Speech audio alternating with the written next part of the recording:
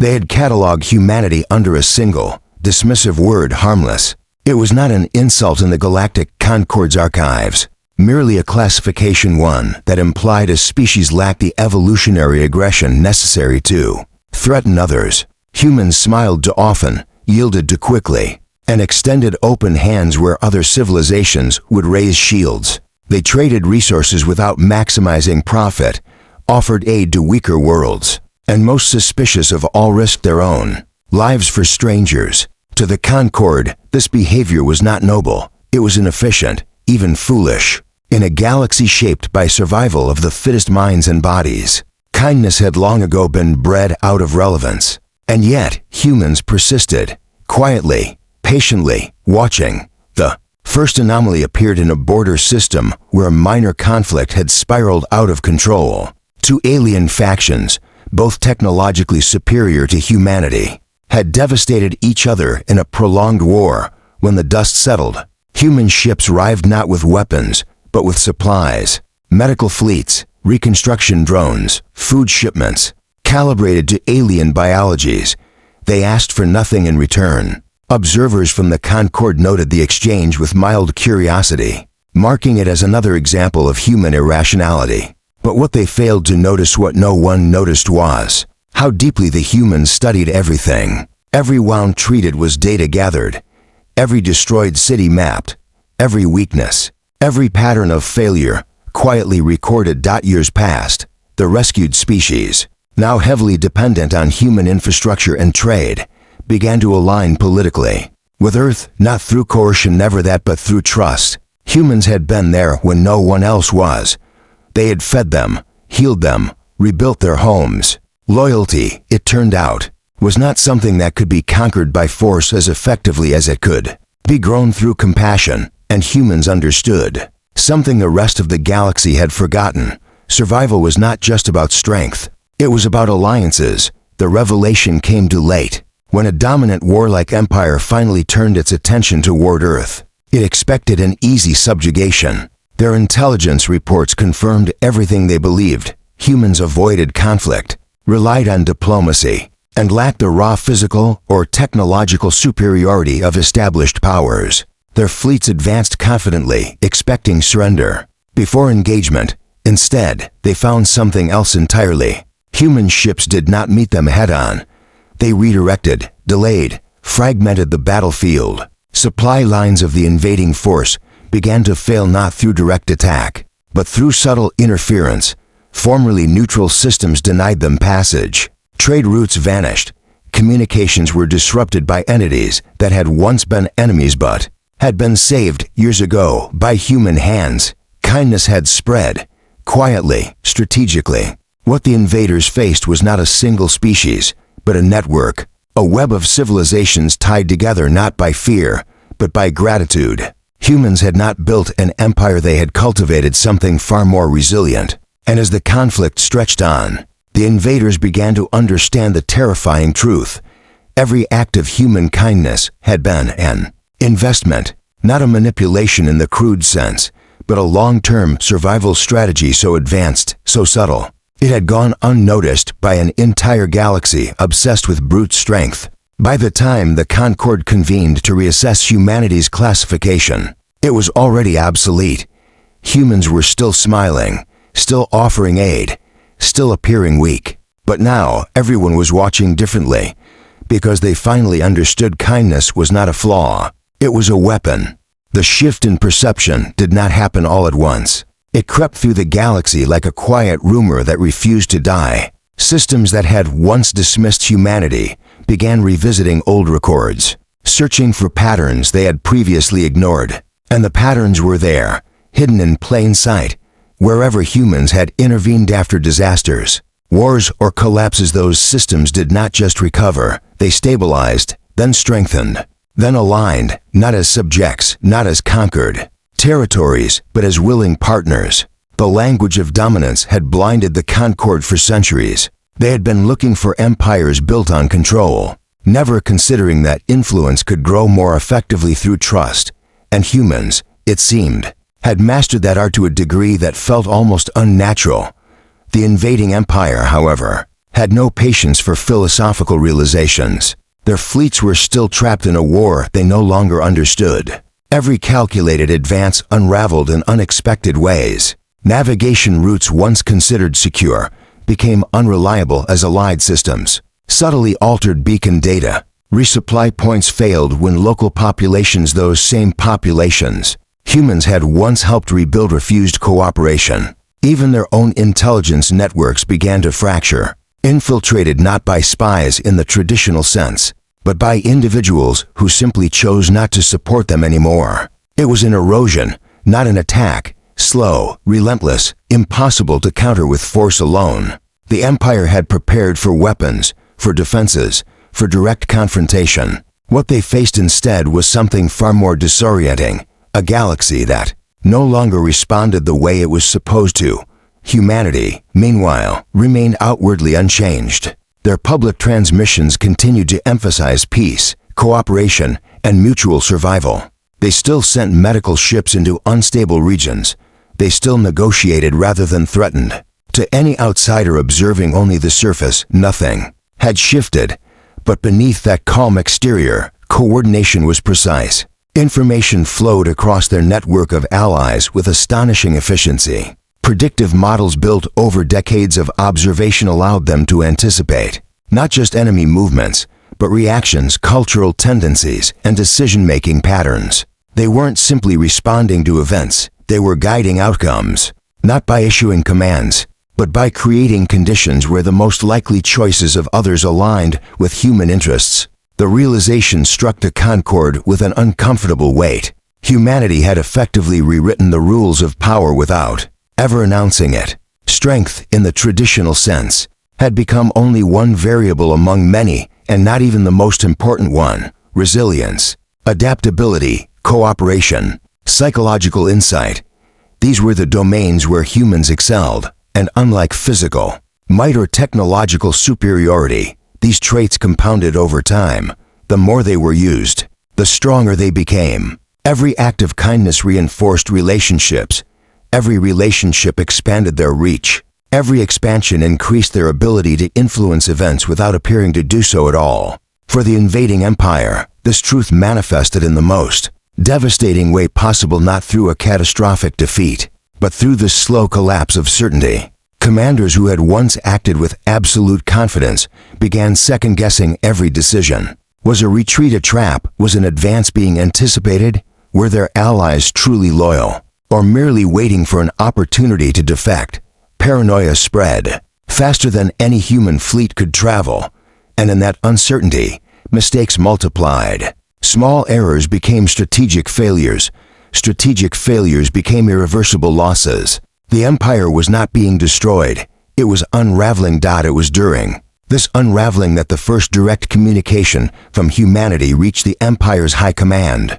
Not a declaration of victory, not a demand for surrender, an offer, safe withdrawal, humanitarian assistance for damaged fleets, negotiated peace with preserved sovereignty. The proposal was so unexpected that it was initially dismissed as deception. No dominant force in the galaxy offered mercy at the moment of advantage. It violated every established precedent, and yet the data suggested it was genuine. That was, perhaps, the most unsettling part, because if it was genuine, then everything the galaxy believed about power was wrong. The Empire faced a choice it had never been forced to consider: continue fighting an enemy that refused to behave like one, or accept the outstretched hand of a species they could no longer understand. Some argued that accepting such an offer would be an admission of weakness.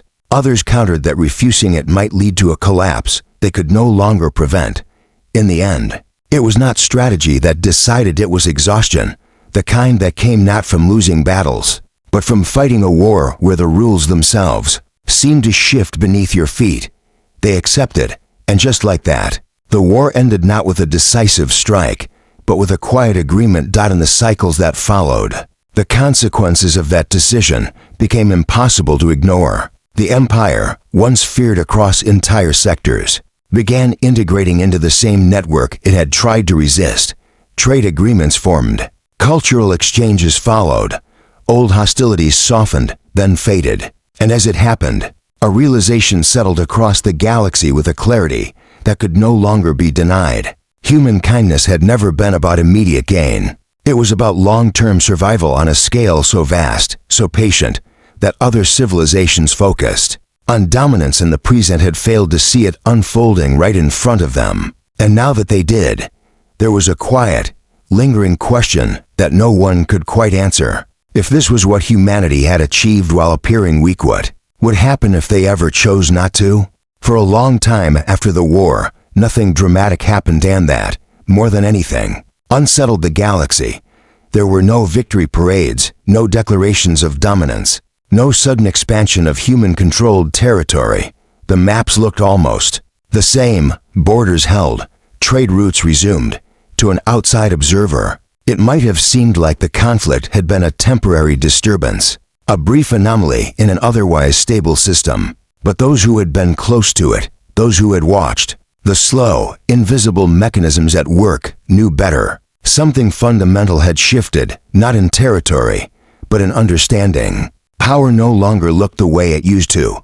The former invaders felt it most acutely. They had returned to their own systems intact, their fleets damaged but not destroyed, their sovereignty preserved exactly as promised. By every traditional metric, they had not been defeated. And yet, there was a quiet, persistent awareness among their leadership that they had lost something far more significant than ships or resources. They had lost certainty. The old equation, strength equals control, control equals survival, no longer balanced. In their place was something far more complex, something that could not be measured as easily: trust, influence, interdependence. Concepts they had once dismissed as secondary had proven decisive. At first, they resisted it. They tried to rebuild their dominance the old way, reinforcing military capabilities, tightening internal control, reasserting authority over neighboring systems.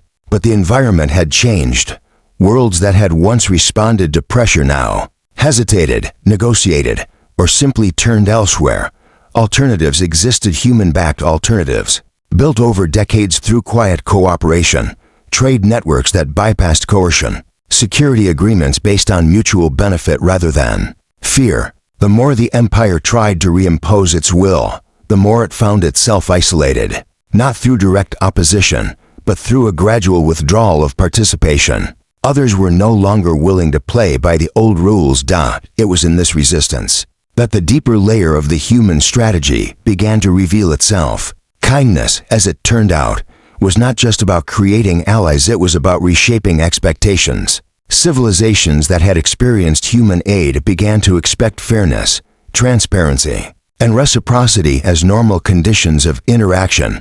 Over time, those expectations spread, carried through trade, diplomacy, and shared experience. What had once been seen as uniquely human behavior slowly became a baseline. And once that baseline existed, systems that refused to meet it began to stand out, not as powerful, but as unstable, unpredictable, even undesirable. Humanity had not just built a network, they had shifted the cultural gravity of the galaxy. Back on Earth, the architects of this approach did not speak of it in grand terms. There were no official doctrines labeled as strategy, no single governing body claiming credit. It had emerged organically from countless decisions made by individuals, organizations, and governments over generations. Help where you can, build relationships, share knowledge, avoid unnecessary conflict, adapt when needed. On their own, each action seemed small, even naive. Together, over time, they formed something remarkably coherent, a system optimized not for immediate dominance, but for long-term resilience. And resilience, unlike raw power, was difficult to challenge directly. There were still those who questioned it. Within the Concord, debates grew more intense. Some argued that humanity's influence was becoming too great, too subtle to counter once fully established. Others pointed out that humans had consistently avoided exploiting their position in ways that would justify intervention. They had opportunities, clear, undeniable opportunities to seize control, to impose their will, to transition from influence to outright rule, and they had declined every time, not out of inability, but out of choice. That choice paradoxically made them harder to oppose. You could not easily rally a coalition against a species that refused to behave like a threat. Yet the question lingered, persistent and uncomfortable. Was that restraint permanent? The answer began to take shape not through a crisis, but through an experiment, one that most of the galaxy never even realized was happening. A cluster of distant systems, largely disconnected from major trade networks, fell into instability. Resource scarcity led to internal conflict, which escalated into full-scale collapse. It was the kind of situation that, historically, would attract opportunistic expansion from stronger powers. For a brief moment, observers wondered if this would be the point where humanity finally revealed a more aggressive side. The systems were vulnerable, strategically valuable, easy to absorb. Human ships did arrive. They brought food, medical support, infrastructure just as they always had. They stabilized the region, mediated conflicts, and established temporary governance structures to restore order. From the outside, it looked like a familiar pattern repeating itself, but this time, the Concord watched more closely. They tracked every decision, every allocation of resources, every negotiation. They were looking for the shift, for the moment, where assistance would quietly transition into control. It never came. Instead, once stability was achieved, humans stepped back. Not completely. They maintained relationships, offered continued support, but they returned autonomy to the local populations. Systems were encouraged to self-govern, to integrate into the broader network voluntarily rather than through obligation. It was slower, less efficient in the short term, but over time, it produced something that could not be forced: genuine alignment. That was when the final piece fell into place. Humanity did not avoid domination because they were incapable of it. They avoided it because it was inefficient. Control required constant enforcement. Fear required constant reinforcement. Both consumed resources, attention, and energy that could otherwise be invested in growth. But trust, once established, was self-sustaining. It reduced resistance, minimized conflict, and created conditions where cooperation became the default rather than the exception. It was not just morally preferable, it was strategically superior. Kindness, in this context, was not the opposite of strength. It was its evolution. And that realization spread, slowly but irreversibly, through every layer of the galaxy, not as a sudden revelation, but as a growing understanding that the old models no longer applied. Some adapted quickly, integrating these principles into their own systems. Others resisted, clinging to familiar structures even as they became less effective. But regardless of the response, the trajectory was clear. Humanity had changed the game. Not by force, not by declaration, but by demonstrating, over and over again, that survival did not belong to the strongest in the moment. It belonged to those who could build a future others chose to be part of. Time, more than anything else, proved the durability of what humans had built. Decades passed, then generations, and still the same quiet pattern held. Fewer wars, shorter conflicts, faster recoveries. Systems that once cycled endlessly through instability began to settle into something steadier, not perfect, but predictably resilient. Trade became less about leverage and more about continuity.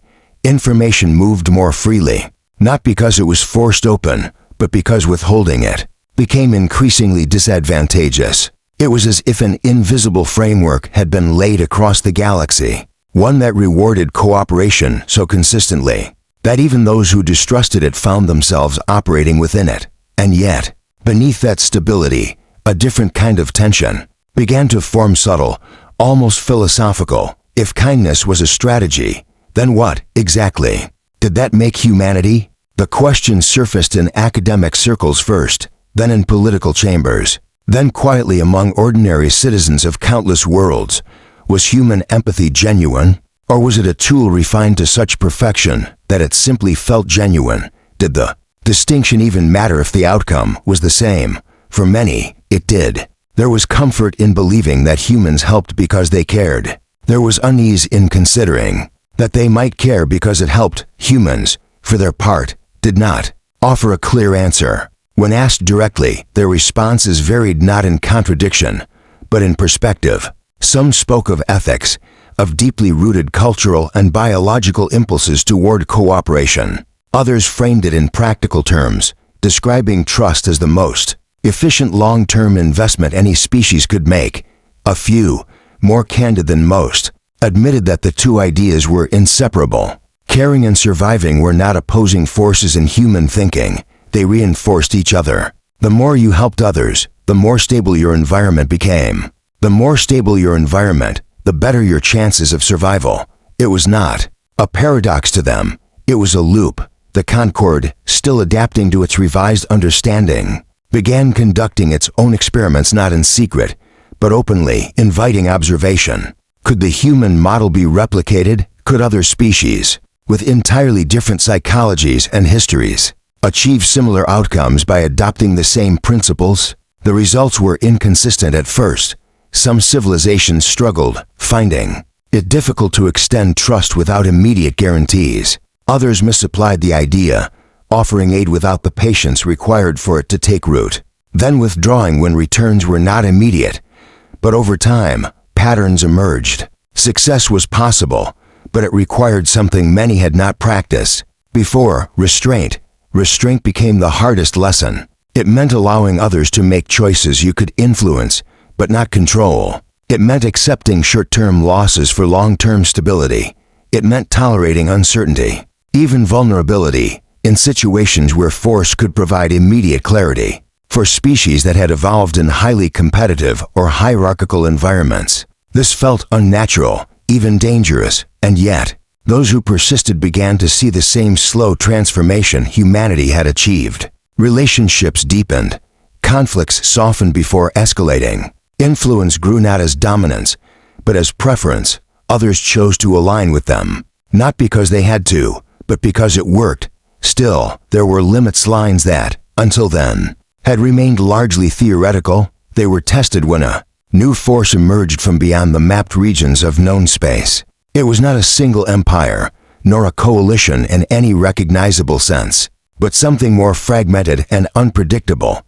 Their expansion was rapid, their methods inconsistent. Some systems were bypassed entirely, others were stripped of resources. With ruthless efficiency, attempts at communication yielded little. Where the Concord saw patterns, this new presence seemed to ignore them. Where humans had cultivated trust, these newcomers appeared indifferent to it. For the first time in a long while, uncertainty returned on a scale that felt familiar. Initial responses followed the evolved model. Contact teams were sent, aid was offered to affected systems. Efforts were made to understand, to establish some form of connection. In a few isolated instances, it seemed to work: small exchanges, brief pauses in aggression. But overall, the approach had limited impact. The newcomers did not integrate into the existing network. They did not respond to incentives the way others had. It was not that they rejected kindness, it was that they did not appear to recognize it as meaningful. The galaxy watched closely, a quiet tension building beneath the surface. This was the scenario many had speculated about, but never witnessed. A force that could not be influenced through the framework humanity had built. If kindness was a strategy, then what happened when it failed? Humanity did not abandon it, but they did something else, something that, until that moment, had only been hinted at. Adaptation. The same patience that had allowed them to build their network now guided their response. They observed, collected data, and began adjusting their approach, not by discarding their principles, but by expanding them. They looked for patterns where none seemed obvious, for motivations beneath the apparent randomness. They experimented with different forms of engagement, different combinations of support and deterrence, and slowly, almost imperceptibly, they began to find points of contact, small, fragile, but real. At the same time, however, another layer of preparation unfolded, one that few outside humanity fully understood.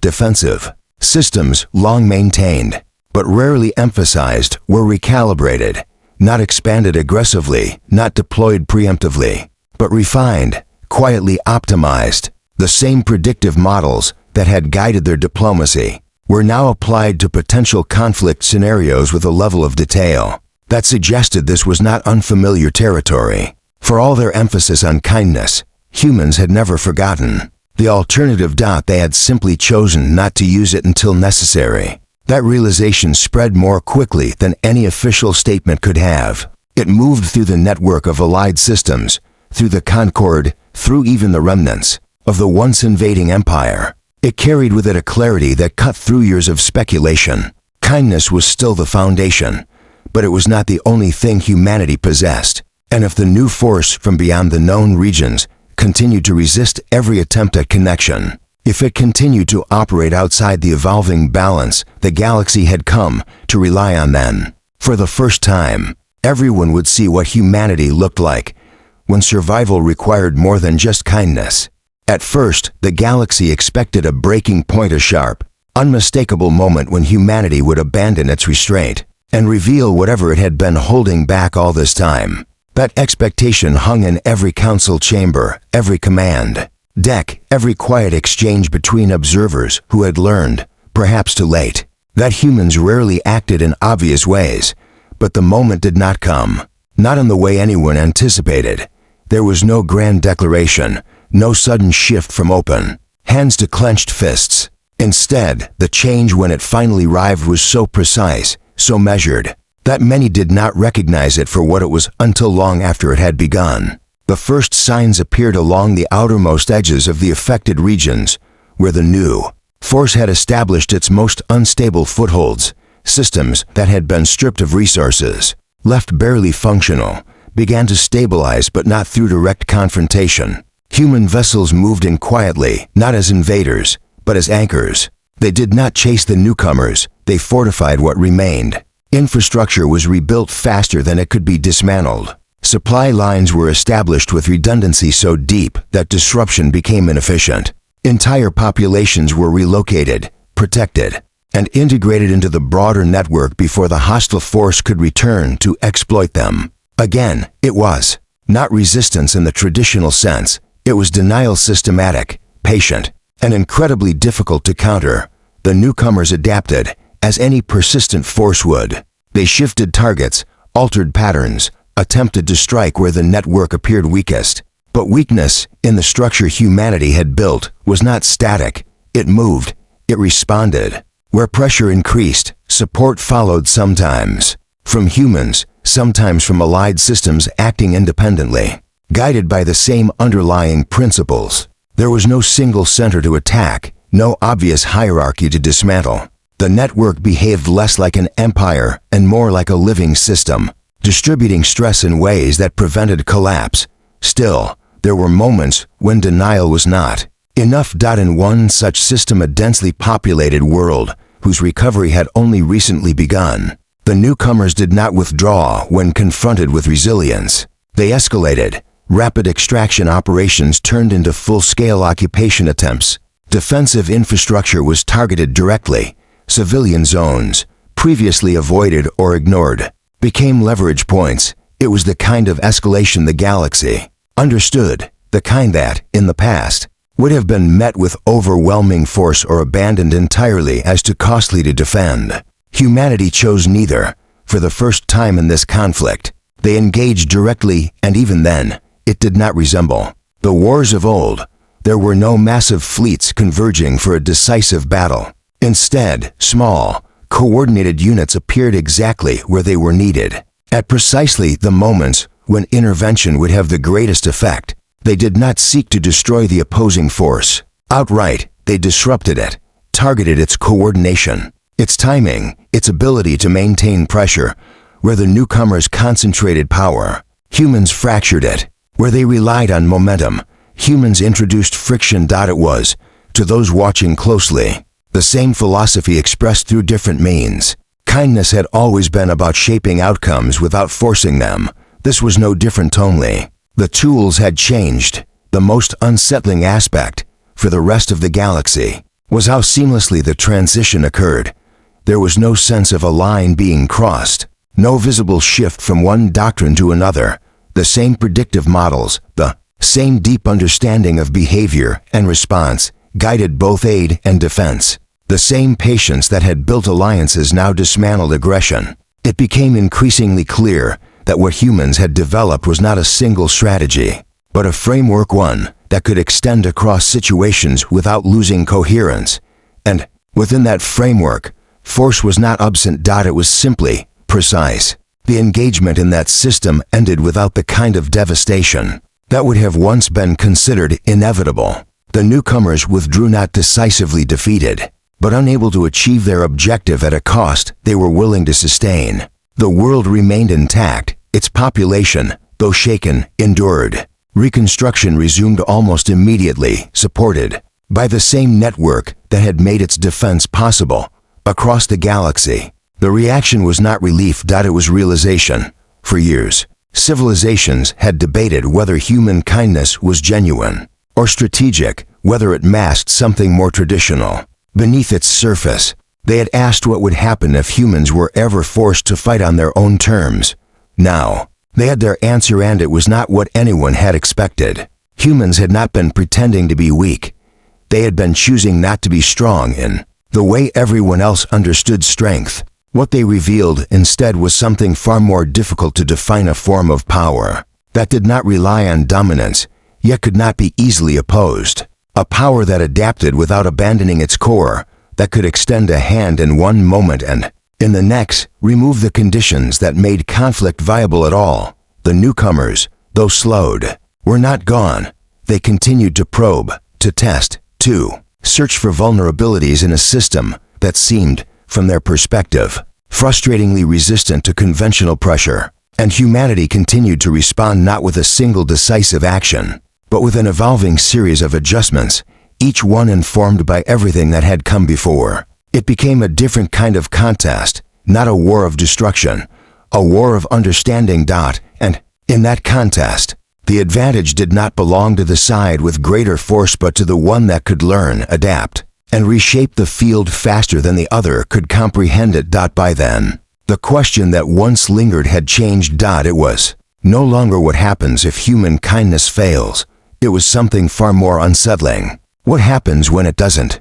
The answer, when it finally began to reveal itself, did not arrive as a single outcome, but as a gradual, undeniable shift in how the newcomers behaved. At first, the changes were so small they could be dismissed as coincidence, slight delays between their operations, unexpected withdrawals from systems that should have been easy targets, brief pauses that served no obvious tactical purpose. But humans noticed. They always noticed. Patterns, no matter how faint, were the language they understood best, and within those patterns, something remarkable was taking shape. The newcomers were learning, not in the structured, predictable way the Concord defined intelligence, but in something more fragmented, more experiential. Their actions began to reflect exposure. In regions where human aid had stabilized worlds, the newcomers no longer struck as aggressively. In systems where resistance had been precise rather than overwhelming, their engagements became cautious, probing instead of forceful. It was as if they were testing boundaries, not just of defense, but of response, trying to understand what triggered escalation, what resulted in de-escalation, what patterns led to survival. For the first time, the possibility emerged that the framework humanity had built, the one rooted in kindness, restraint, and adaptation, was not just influencing allied civilizations, that it was influencing the enemy. The idea unsettled many.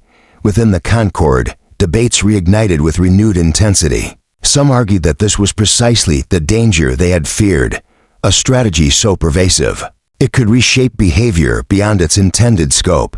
Others saw it differently, not as a loss of control, but as an expansion of stability. If even an external, unintegrated force could begin to adapt to these principles, then perhaps the framework was more universal than anyone had realized. Humans, as always, approached the development with caution. They did not assume intent where there might be none. They did not mistake adaptation for understanding. Instead, they adjusted subtly, deliberately. In systems where the newcomers hesitated, humans reduced their visible presence, allowing space for further observation. In regions where aggression persisted, they maintained their defensive posture, consistent and predictable. It was not about rewarding or punishing behavior. It was about creating a clear, reliable environment, one where cause and effect could be observed without distortion. And slowly, something unprecedented began to happen. Contact. Not the formal, structured communication the Concord had attempted, and failed to establish, but something far simpler and, in its own way, far more significant. In a peripheral system, long stripped of strategic value, a single human vessel reported an encounter. The newcomers approached, not with the chaotic aggression that had defined their earlier behavior, but with a kind of hesitation. They did not attack. They did not withdraw. They remained. The human crew did what they had always done. They waited. No sudden movements. No escalation. Just present, steady, non-threatening, consistent. It was a risk, of course. Every interaction carried risk, but it was a calculated one, informed by everything humanity had learned over generations. Minutes passed, then hours. Data streamed in, analyzed in real time across the network. Patterns compared, probabilities assessed, and then, without warning, the newcomers disengaged, not in retreat, not in victory, but in something that resembled acknowledgement. It was the smallest of moments. And yet, it changed everything, because it suggested that the gap was not as absolute as it had once seemed. From that point forward, the approach evolved again, not drastically, not in ways that would destabilize what had already been built, but in careful, incremental steps. More encounters were allowed under controlled conditions, more opportunities for observation, for interaction without immediate conflict. Each one was different. Some ended in withdrawal. A few still escalated. But over time, the trend held. The newcomers were no longer acting as a purely disruptive force. They were responding. The galaxy watched, caught between awe and uncertainty. This was not conquest, not diplomacy in any familiar sense. It was something else entirely, a process of alignment that did not rely on shared language, shared history, or even shared values. It relied on consistency, on the repeated demonstration that certain actions led to stability, while others did not. That cooperation, however loosely defined, resulted in outcomes more favorable than conflict. Humanity had always believed this, in one form or another. Now, they were testing whether it could extend beyond the boundaries of everything they had ever known. There were no guarantees. There never had been. The newcomers might regress, might reject the patterns they were beginning to exhibit. The balance could shift unpredictably, as it so often did in complex systems. Humans did not ignore that possibility. They maintained their defenses, refined their models, prepared for outcomes where understanding would not be enough. But they also continued. Because for them, this had never been about certainty. It had been about probability. And the probability, however small, however uncertain that even this could work, was enough. In the end, the truth that spread across the galaxy was not a revelation of hidden power, nor a warning of concealed strength waiting to be unleashed. It was something quieter, and in many ways far more profound. Humans had not been pretending to be weak. They had been redefining what strength meant so completely, so persistently, that even those who resisted it were beginning to change. And if that change continued, if the framework held even under the pressure of the unknown, then the final realization would not be about humanity at all. It would be about the nature of survival itself, that it was not secured by domination, not guaranteed by force, but shaped, over time, by those willing to build a future where even their enemies could learn to belong.